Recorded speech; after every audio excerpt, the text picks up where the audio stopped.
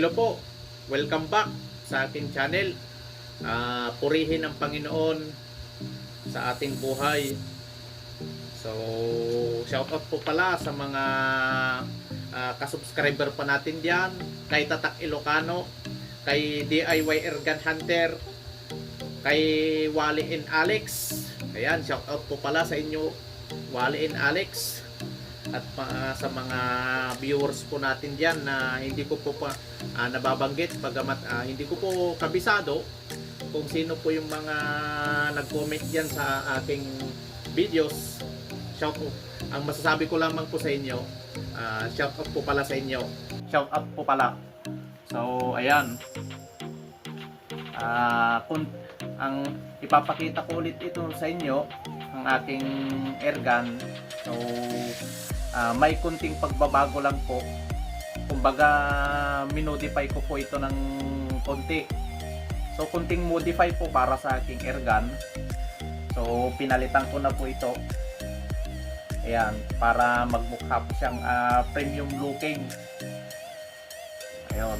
Tapos, in-upgrade ko siya. Nilagyan ko na po siya ng ganito. Pagpasensyahan nyo na, wala pang tornilyo. Oh.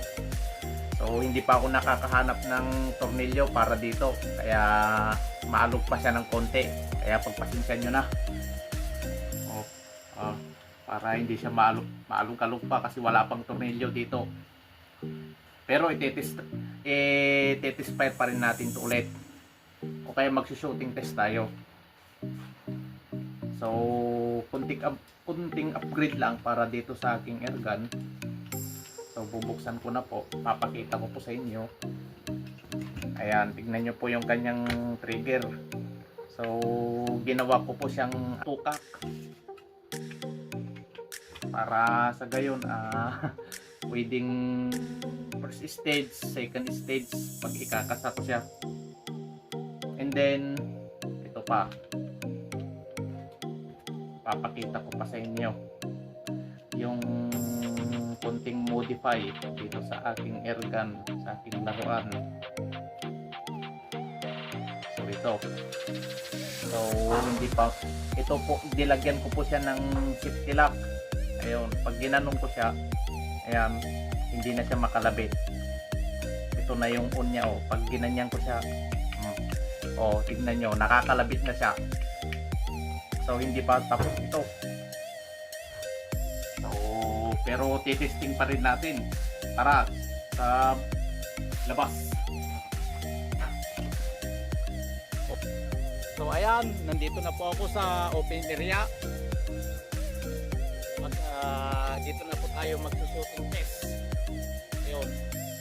So maglalagay po ako ng target doon. 30 meters.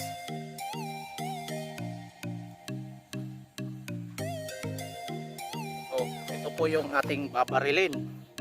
Naglagay po ako ng dahon ng marasili.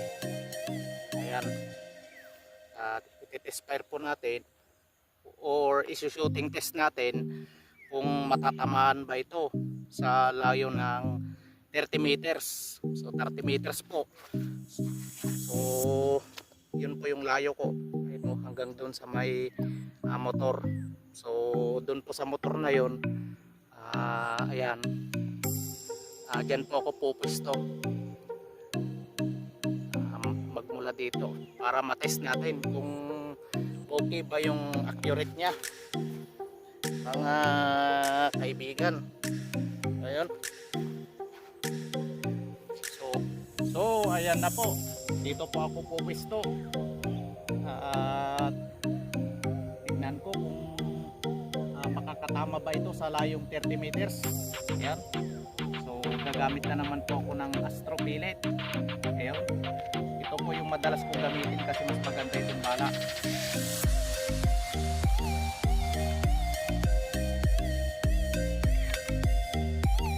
Ayan. Para muna shooting test tayo.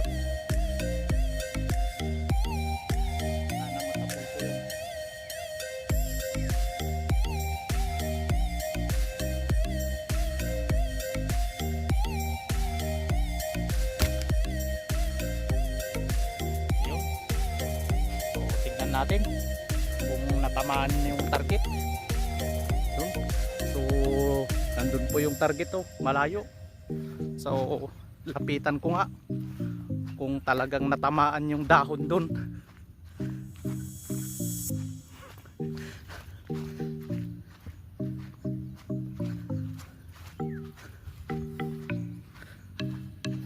Ayun. So hindi po ito edited, ha. Oh. Ayan, natamaan. Finally. Ibig sabihin, nakasiro po yung scoop natin. Ayun. So 30 meters po. Pwede na po tayong magbaril ng ibon sa layong 30 meters.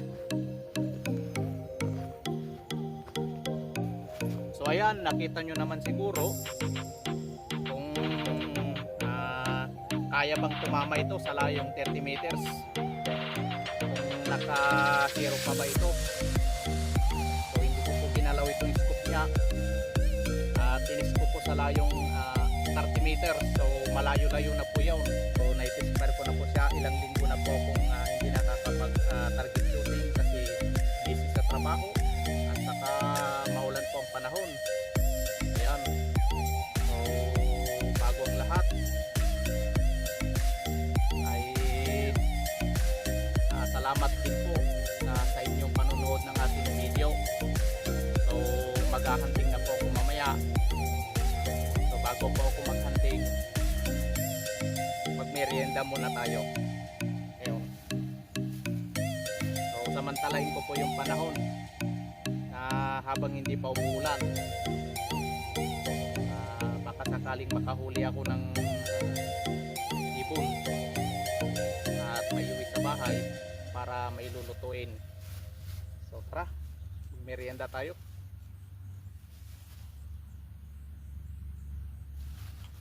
So God bless po sa inyong lahat.